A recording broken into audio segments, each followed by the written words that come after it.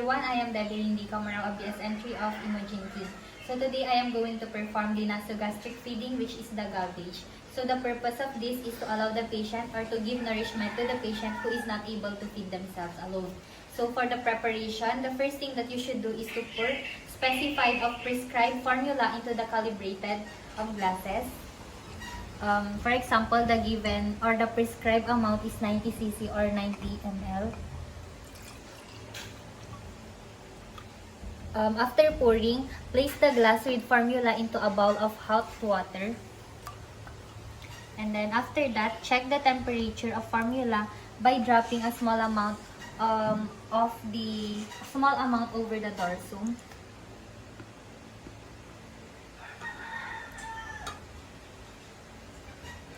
Then, if the temperature is tolerable, you can administer it to the patient. And then the next thing that you should do is to arrange all the equipment on a tray and bring to the patient's bedside.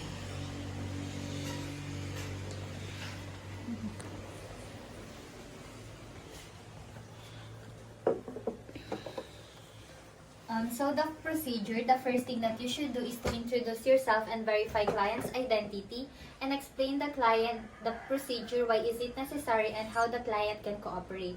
Good afternoon, sir. I am Debbie Camarao, your nurse for today. Are you Miss Corpus? Mr. Corpus?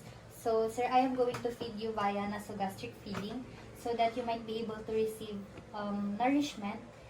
So, the next thing that you should do is to perform hand hygiene and observe appropriate infection control procedures.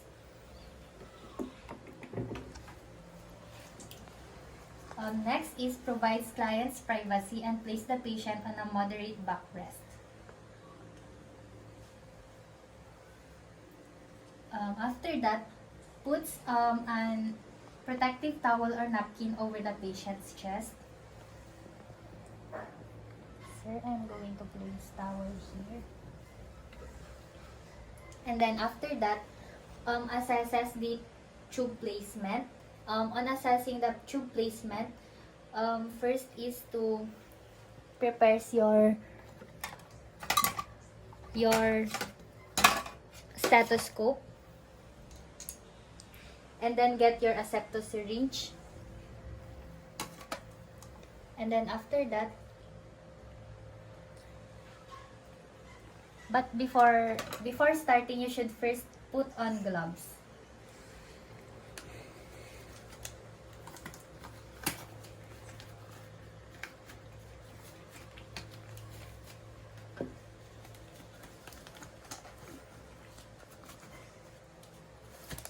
Then you can start the procedure. So using the acceptor syringe, get the tip of the tube and then kink the tube and then open and then place the acceptor syringe. And then, but before pressing it, you should first place your stethoscope on the patient's stomach so that you might be able to hear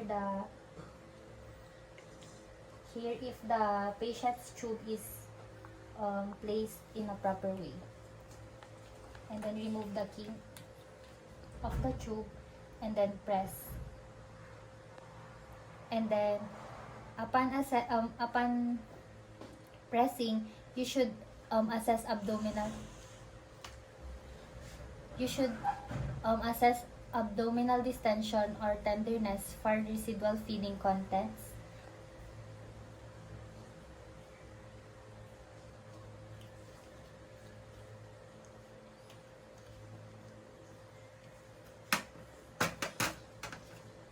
And then after that, assess for the abdominal distension or tenderness, and then start to place again the acceptor syringe and place it to the end of the tube, kink the tube and open, and then remove. But I remove the kink of the tube and then push slowly. I remove the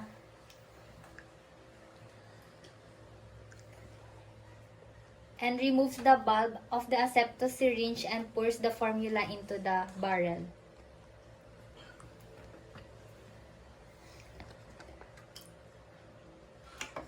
But before pouring it, you should first kink the tube. Imagine I am pouring it to the tube, and then after that release the kink tube and allows the formula to flow by gravity. And then keeps the barrel of the acceptor syringe about 8 to 12 inches above the patient and raise the barrel a little higher or applies gentle pressure on the bulb of the syringe if formula fails to flow.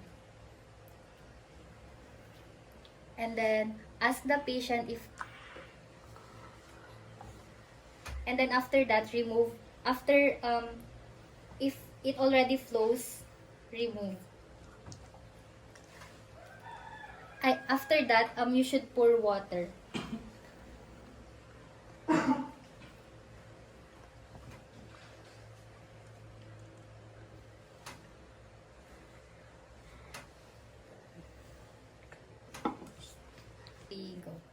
After that, pinches the tube before it becomes completely empty and detaches the acceptor syringe.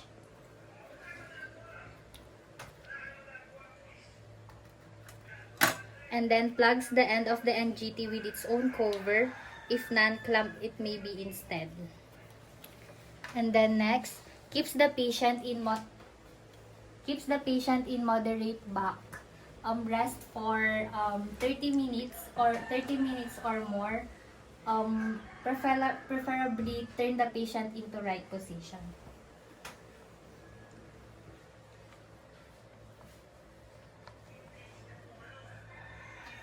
And next is cleanses and keeps the equipment used and perform hand hygiene.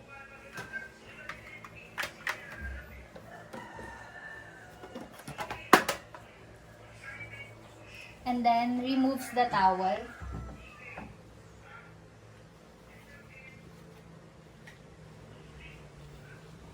And removes the gloves.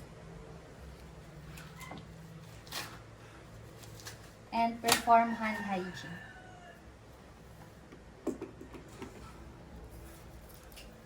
And then after that, documents the type and amount of the formula given to the patient, and given an outward reaction of the patient, and observe for the possible complication and problems.